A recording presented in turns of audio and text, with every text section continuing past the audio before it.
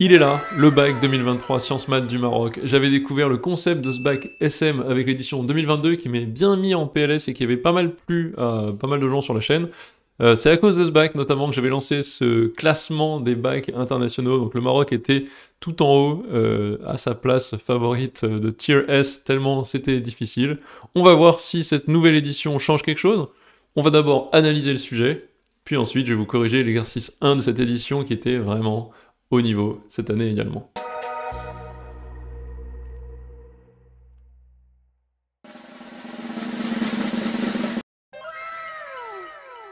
T'es au lycée et tu galères en maths? T'aimerais bien faire pause sur le prof, revenir en arrière et réécouter le truc qu'il a expliqué?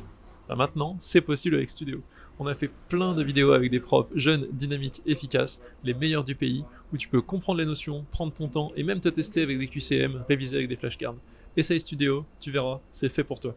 J'ai donc envie d'analyser un petit peu le sujet, on va regarder. Alors comme vous voyez ici, il y a plusieurs exercices, un espèce d'énorme problème d'analyse avec étude de fonction qui est sur environ 8 points, c'est celui qu'on va corriger aujourd'hui. Ensuite, un exercice d'analyse qui sera un petit peu différent, des nombres complexes, d'arithmétique et des structures algébriques. Parcourons déjà le sujet. Merci à Yoshi de m'avoir envoyé le sujet. Vous êtes 2-3 à me l'avoir envoyé, mais c'était celui qui m'a envoyé la meilleure qualité d'image, donc je te remercie pour ce sujet. Alors, exercice 1, voilà, c'est un exercice assez typique, je dirais, par rapport à ce qu'on a vu en 2022. Ça ressemble un peu dans l'esprit. Donc au début, montrer des inégalités. La deuxième, on sent que ça va être une petite intégrale, montrer quelque chose sur cette fonction, voilà. Ça, c'est une partie introductive. Il faudra bien se rappeler qu'il y a des résultats là qu'on pourra peut-être utiliser par la suite. Partie 2, justement, on commence par définir une fonction qui va être celle qu'on va étudier par la suite, définie à partir de celle de la partie 1.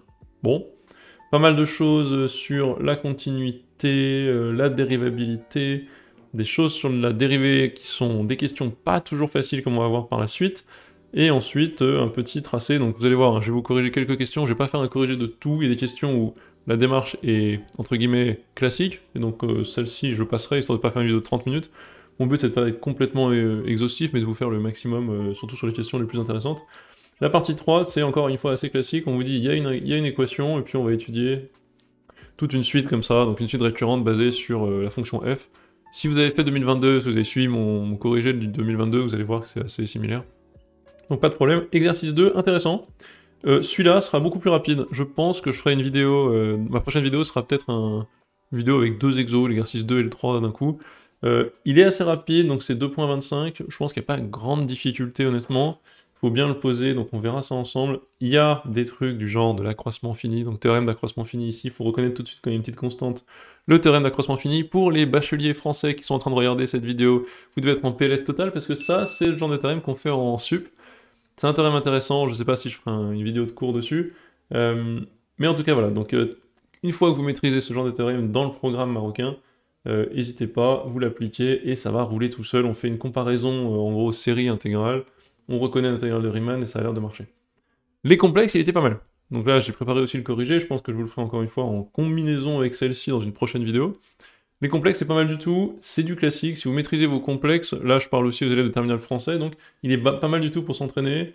Il y a des petites astuces, il faut connaître, ça demande de connaître parfaitement vraiment toutes vos astuces, vos calculs, toutes vos méthodes de transformation exponentielle, algébrique, etc. Si vous maîtrisez tout ça, ça va tout seul. Là, une petite suite définie par, comment on appelle ça, un espèce de système 2-2 de suite YN qu'on va résoudre astucieusement en disant en fait qu'en les combinant ça fait un truc complexe qu'on connaît déjà, qu'on a étudié dans la partie 1. Donc c'est marrant, c'est du classique prépa. C'est vrai que c'est pas facile pour la terminale encore une fois. Voilà, mais ça se fait assez vite, vous verrez. Celui-là, pas simple. Exercice 4, donc les terminales français qui ont fait maths expert, si vous voulez essayer, il est pas simple. Pour l'instant, j'essaie de corriger l'ensemble pour mes futures vidéos dans les semaines à venir. Pour l'instant, tout ça, ça roule à peu près, et je me suis arrêté à la question 4. Je crois que ça va, en fait, c'est assez classique. La question 4, c'est une question de complexe assez classique, avec la formule de Moivre, même le truc qui est admis, en fait. Le truc qui est admis ici, je veux dire, c'est juste du binôme de Newton. Donc je l'ai pas encore fini, mais bon, voilà. Ça demande beaucoup de minutie. Donc franchement, très bon niveau également. Donc je pense que le complexe ici du classique met très bon niveau. Encore une fois, là je mets dans la référence où je trouve que c'est un très bon exercice de niveau de sup. Donc excellent niveau pour le bac. Celui-là, pareil, il faut beaucoup de minutie, il faut pas se gourer, on a envie d'écrire des trucs rapidement, faut faire très attention. Il y aura beaucoup de minutie dans... J'ai beaucoup dit le mot minutie. Beaucoup de détails donc à donner dans cet exo, c'est ce qui fait sa difficulté. Et enfin, la structure algébrique, alors là, vraiment du hors-programme pour les Français. Il était pas mal, j'ai regardé un petit peu, j'ai pas fini de corriger, j'en suis arrivé à ces questions-là, il faut que je les finisse, faut que je finisse d'en regarder. Il était pas mal, le début était assez facile au final, tout est basé sur vos connaissances de définition. Est-ce que vous êtes bien sûr de savoir ce que c'est un groupe, comment on caractérise un sous-groupe, pareil pour un sous-espace vectoriel. Des petits calculs ici, est-ce que vous savez ce que c'est un corps? Si vous maîtrisez ce que c'est un corps, un groupe et un anneau, en gros, si vous avez toutes les définitions des structures algébriques, déjà c'est bon, c'est pas mal de points que je dirais qui sont assez donnés. Et vers la fin, ça part un petit peu en sucette, mais c'est plus impressionnant que ça l'est. Donc voilà, très bon, en fait, encore une fois, très très bon niveau, si je le mets dans le ranking des bacs de tous les pays que j'ai pu rencontrer, excellent niveau. Le Maroc a-t-il donc gardé sa place tout en haut du classement des bacs internationaux, en tout cas ceux que j'ai déjà corrigés? Il est en tier S, est-ce que cette épreuve va lui faire perdre des points? Est-ce que je vais devoir créer une S++ juste pour lui? Eh ben, je vais d'abord corriger l'exercice 1, on va détailler ça ensemble, et vous verrez à la fin de la vidéo. Merci à tous de suivre cette chaîne YouTube, de m'aider à faire ce que j'aime. N'hésitez pas à vous abonner, ça aide toujours pour le référencement. Et n'oubliez pas, dans la description, je mets toujours le PDF des exercices que je corrige. Allez, à toutes! J'ai analysé le sujet complet. Maintenant, ce que je vais faire, c'est analyser l'exercice 1. Donc, je vous ai fait ça rapidement. Il faut toujours analyser donc l'exercice avant de se lancer. On regarde ce truc-là, montrer que quel que soit T en est machin.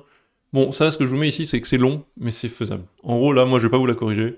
Vous posez pour cette inégalité ça moins ça, ou vous travaillez un peu dessus, vous dites 2 plus t au carré, plus grand que 4 fois 1 plus t, si et seulement si.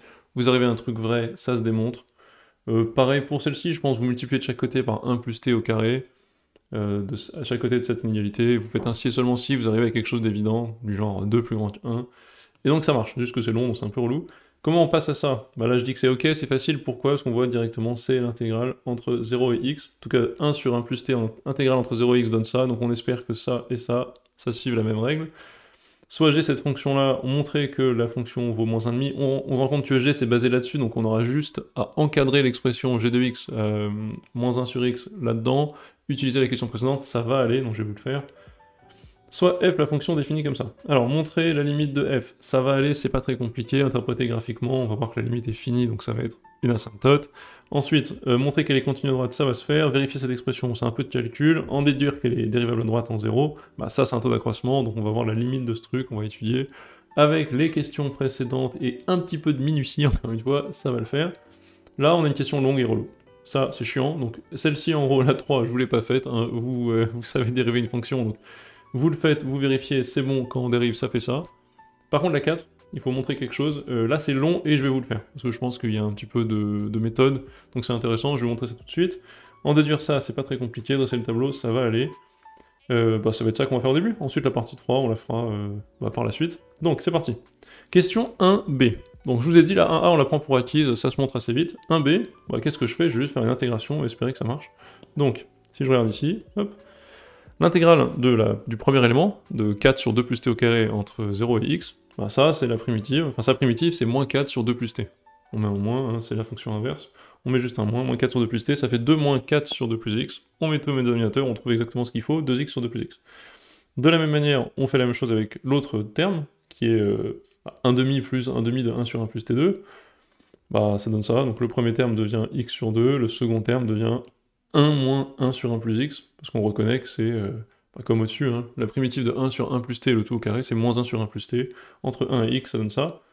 Ensuite, je mets tout en facteur, je me rends compte que ça, cette chose-là, quand je la mets au même dénominateur, ça fait x sur x plus 1, donc j'ai du x sur 2 qui est là, et là, je mets ça en facteur, ça fait tout ça, ça me fait exactement ce qu'on me demande, x carré plus 2x sur 2 fois x plus 1. Ça fonctionne.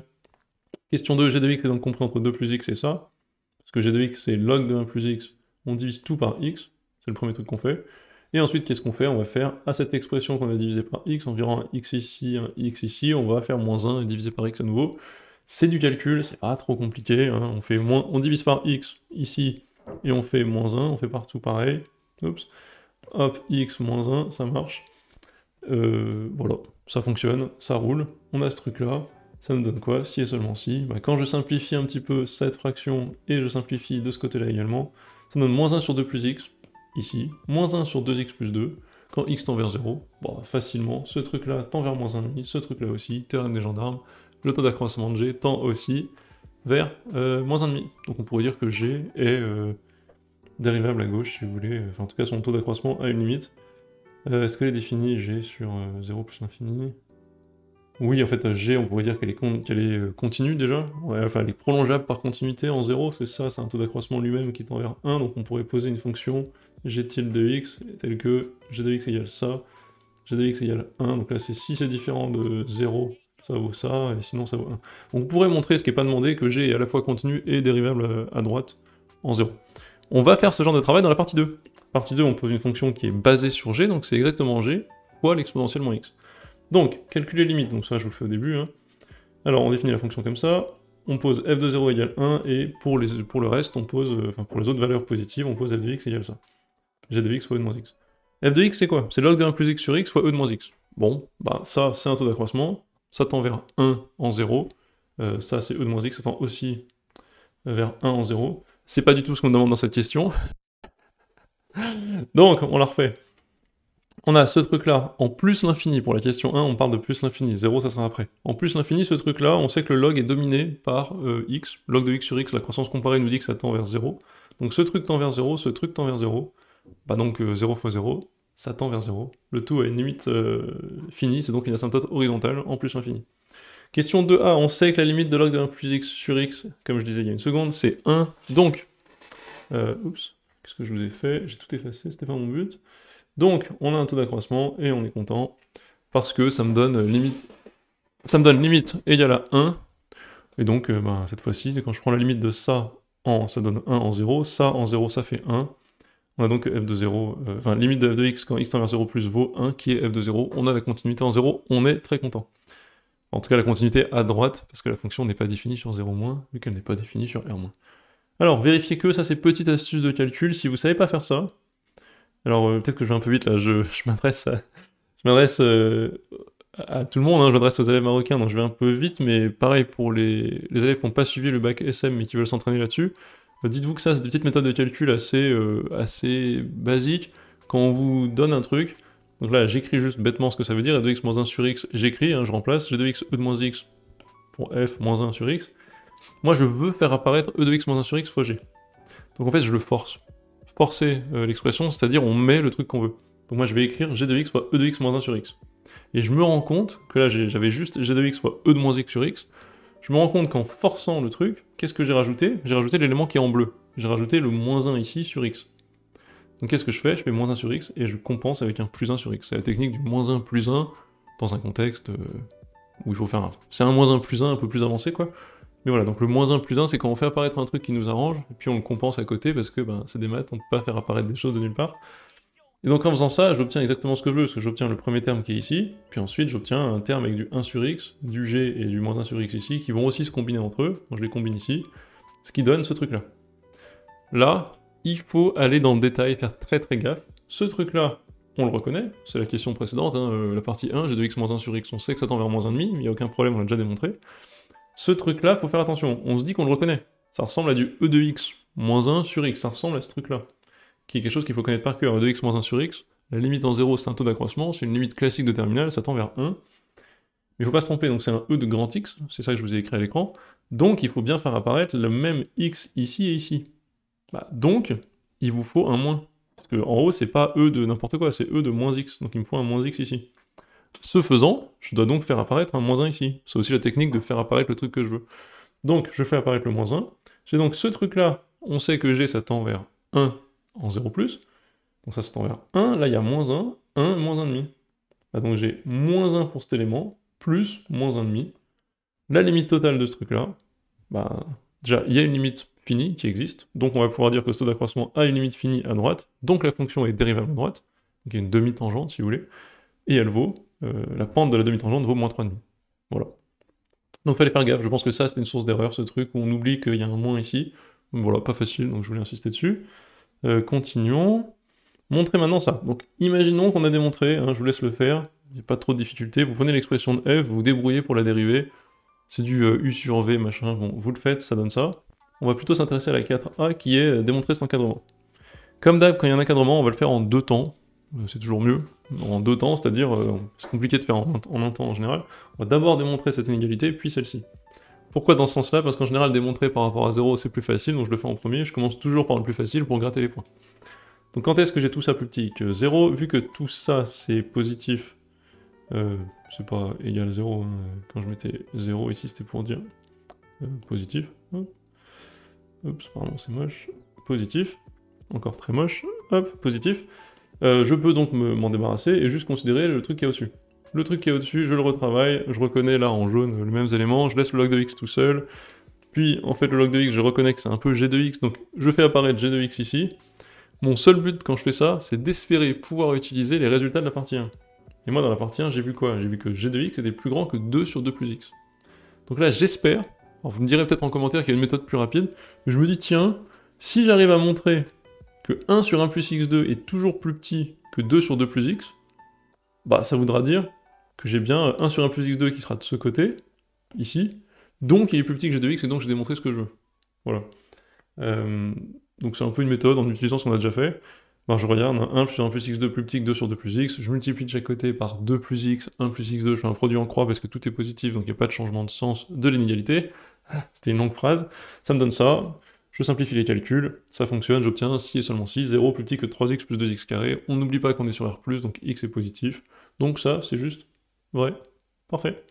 La plus difficile c'est celle-là, enfin plus difficile, c'est pas ultra compliqué mais faut pas s'arrêter quoi, c'est montrer ça.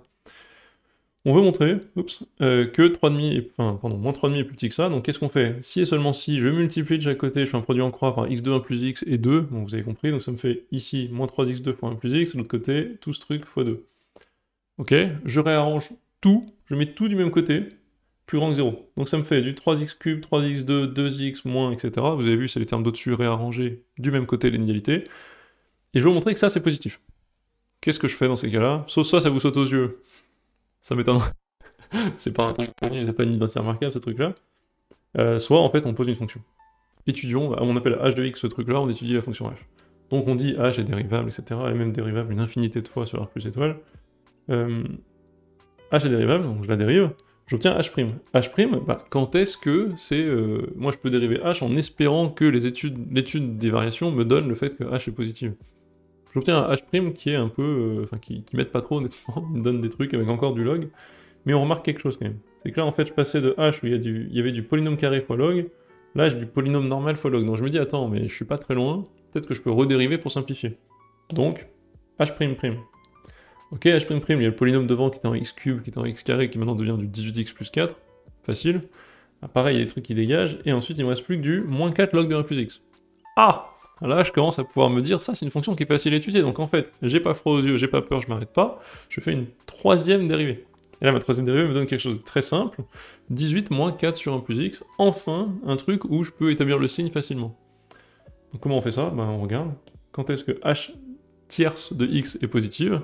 Bah si et seulement si 18 fois 1 plus x plus grand que 4, si et seulement si 18x plus 14 est positive, bah en fait ça, positive, oups, il manque un, je me suis peut-être trompé ici, il manque des petites... Oups, il manque des petites... Qu'est-ce que je fais? Ah, ce ruban est très embêtant. Hop, il manque des petits super ou égal en fait, que j'arrive pas à tracer. Donc il manque un super ou égal ici, je vais vous le mettre tout de suite, hop. Parce qu'il faut être juste une question de cohérence, hein. Je les ai mis là, donc je les mets là aussi. Et ça c'est vrai parce que, la dernière est vraie parce que 18x plus 14, enfin en fait x est positif, donc c'est toujours vrai. Ça me fait un énorme tableau d'études, mais qui est très facile. H tierce étant positive, je sais que h'' est croissante. H' va être croissante également tout le temps, pourquoi? Parce que je me rends compte que h'' de 0 est égal à 0, donc h'' étant croissante et ayant une valeur minimale en 0, bah, elle est toujours positive. Cette positivité me donne la croissance de h'. De la même manière, comme h' de 0 égale 0, vous pouvez vérifier à chaque fois, hein, vous avez les trois expressions ici, bah, je sais donc que même elle est croissante, mais elle part de 0, donc je sais qu'elle est positive, donc je sais que h est aussi croissante. Je me fiche d'où elle va en soi, hein, je pense qu'elle va vers plus l'infini, mais ça m'intéresse pas. Elle part de 0, elle est croissante, donc je peux dire que, également, j'ai quel que soit x, h de x, positif ou nul. Donc ça c'est top, moi je voulais montrer, donc là j'ai quel que soit x positif ou nul, h de x, positif ou nul. Elle vaut 0 que en 0, donc si je retire le 0, je peux dire que quel que soit x positif strict, l'expression est strictement plus grande que 0. Et donc j'ai ma démonstration de cette propriété. Donc c'est pas si dur une fois que je l'ai décortiqué, parce que les calculs, bon, bah, c'est de la dérivée, hein, ça va tout seul. La difficulté, et je dis ça vraiment pour les élèves peut-être du système français, du lycée, c'est de pas s'arrêter. De pas flipper en se disant « Ah mais non, attends, c'est pas possible, jamais j'ai fait une dérivée seconde, je le fais pas, je me bloque, et je fais plus rien. » C'est ça le pire que vous pouvez faire, je pense que je le vois des fois quand je donne des cours particuliers, hein. C'est une autocensure sur « ça doit pas être ça ». Moi je vous dis, vous savez pas. Allez-y, foncez. Tant que vous n'avez pas confirmé que ça marche pas, allez au bout du calcul, vous dites pas à l'avance que ça marche pas. Allez au bout de la piste, si elle aboutit pas, on passe à autre chose, on cherche autre chose. Tant qu'on n'a pas été au bout de l'idée, on sait pas si ça peut marcher. Et en l'occurrence là, on peut voir des petits motifs apparaître, quoi. On sent qu'il y a une diminution des degrés, donc ça a du sens d'aller essayer. Voilà, je pense que là c'est l'autocensure qui serait la plus dangereuse. En soi, il faut y aller, et c'est un bon réflexe, c'est le genre de truc qu'on va attendre de vous en prépa, dans les exercices d'analyse, aller au bout des choses. Donc très bien. Alors je vous ai fait tout ça, c'est cool. Ensuite, j'essaie d'avancer parce que la vidéo va être très très longue. On a montré la dérivabilité, oui. J'ai montré ce truc-là, j'ai montré ça. 4a, maintenant on va démontrer ce truc-là, ça coule de source. En déduire, quand on a ça, en déduire que f' est comprise entre -1,5 et 0, vu que ça c'est quasiment f', sauf qu'il manque e de moins x, on peut le faire vite. Où est-ce que c'est? C'est ici, hein, on le fait en 2 secondes honnêtement. Comme on a, enfin on multiplie par e de moins x toute l'expression qu'on vient de démontrer. On a donc ça, moins 3,5 e de moins x plus petit qu'f' plus petit que 0. Ensuite, on se dit, attends, est-ce que ça c'est bien plus grand que moins 3,5? On étudie e de moins x c'est toujours plus petit que 1, pour x positif, hein. Hop. Faut bien préciser, enfin, x positif on l'a compris, hein, mais... x positif, depuis le début de l'exercice c'est comme ça, x positif, on a donc e de moins x plus petit que 1, donc si je multiplie par moins 3,5 qui est un nombre négatif, j'obtiens bien ça, et donc j'obtiens exactement le résultat demandé. Petit c, on me demande le tableau de variation, bah en fait j'ai une fonction f, dont la dérivée est toujours négative, bon bah elle décroît, hein. Hop, elle décroît complètement jusqu'à 0 sa limite, elle part de la valeur 1, et on sait qu'elle part avec une demi-tangente moins 3,5, d'où la question suivante, tracer la courbe. Écoutez, vous me faites un tracé, vous vous débrouillez, ça fait un tracé joli, et là il n'y a pas besoin de moi je pense. Je veux donc essayer de finir cet exo, je vais me dépêcher, donc faites la courbe avec la demi-tangente, très bien. On va faire la partie 3, montrer que l'équation d'inconnu f de x égale 3x admet une solution, c'est parti, on le fait vite fait. Ça va aller assez vite, donc je vais le faire rapidement. Montrer que ça admet une unique solution, tout de suite on pense théorème des valeurs intermédiaires. Donc qu'est-ce qu'on fait? On pose une fonction j égale f de x moins 3x. Même pas besoin de la dériver celle-là. Vous dites juste, ben en fait f est décroissante, moins 3x c'est décroissant. Donc j est une somme de fonctions décroissantes, elle est donc décroissante, d'où le tableau qui est ici. Et ensuite, bah, qu'est-ce qu'on se dit? J de 0 c'est 1, j en plus infini, bah, en fait c'est moins l'infini. Parce que ben, ça tend vers 0 et ça tend vers moins l'infini, donc voilà. Limite c'est moins l'infini. Théorème de la bijection pour la justification de l'existence de alpha. Théorème de la bijection, la valeur 0 appartient bien à l'intervalle image moins l'infini 1, j est continue, j est décroissante strictement, donc elle est monotone, il existe donc un unique alpha, bon, je ne l'ai pas rédigé, mais il existe un unique alpha tel que j de alpha égale 0, tel que f de alpha égale 3 alpha. Et la fin, donc je vous la fais vite, on définit un comme ça, donc la petite différence c'est qu'il y a un tiers, souvent dans les exos c'est un plus 1 égale f de un, là il y a un tiers, pourquoi pas, ça nous dérange pas. Montrer que un positif ou nul. C'est pas compliqué, une récurrence. Une récurrence avec le fait que f de x est toujours positive sur R+, ça va tout seul, vous le rédigez, vous n'avez pas besoin de moi. Montrer que ça c'est typique. Alors là c'est un truc qui est difficile en... Je saurais pas trop le faire en mode terminal, peut-être qu'avec l'expression de f ça se montre. En gros il y a un théorème derrière qui s'appelle le théorème des accroissements finis, enfin plutôt l'inégalité des accroissements finis, c'est un théorème qui dit, un théorème de sup pour les français, c'est un théorème qui dit que si j'ai une fonction dérivable sur un intervalle a, b, en gros, et si sur cet intervalle f' est majoré, alors les cordes f de b moins f de a sur b moins a ont une pente plus petite que m. Je vous l'ai fait en 2 secondes, hein, mais en gros c'est ça le théorème. Donc ici, je me mets sur un intervalle, alors j'ai fait exprès de dire, soit je me mets sur l'intervalle alpha un ou l'intervalle un alpha, en fait c'est selon est-ce que alpha ou un est plus grand. J'ai pas envie de m'embêter à montrer que un est au-dessus ou en dessous, ça m'intéresse pas. Donc je dis bon, une manière d'écrire ça de manière plus élégante, ce serait on se met sur la valeur min de alpha un, virgule max de alpha un, f est dérivable, f' est borné, on sait que f' est borné parce que f' est compris entre moins 3,5 et 0, f dérivable f' borné, je peux donc dire, avec l'inégalité des accroissements finis, que sur cet intervalle, le fait que ce soit dans ce sens-là ne change rien parce qu'il y a des valeurs absolues dans le théorème. La différence f de un moins f de alpha sur un moins alpha, ce qui est donc la corde entre alpha et un, est plus petite que la valeur max de f'. Or, il se trouve que f de un, ben, on l'a écrit ici, hein, f de un c'est 3un plus 1. Très bien. Donc ça fait 3un plus 1 moins f de alpha, bah, f de alpha on l'a montré au-dessus, f de alpha ça vaut 3 alpha, moins 3 alpha sur un moins alpha, est plus petit que le max de ce truc là, de la valeur absolue de f' qui est 3,5. Bon bah je divise par 3 et c'est fini. J'ai démontré exactement ce que je voulais. Ensuite, une fois qu'on a démontré ça, c'est vraiment très classique, hein, pour les suites récurrentes définies à partir de fonctions, on fait toujours la même démarche, hein, donc là il n'y a aucune difficulté particulière.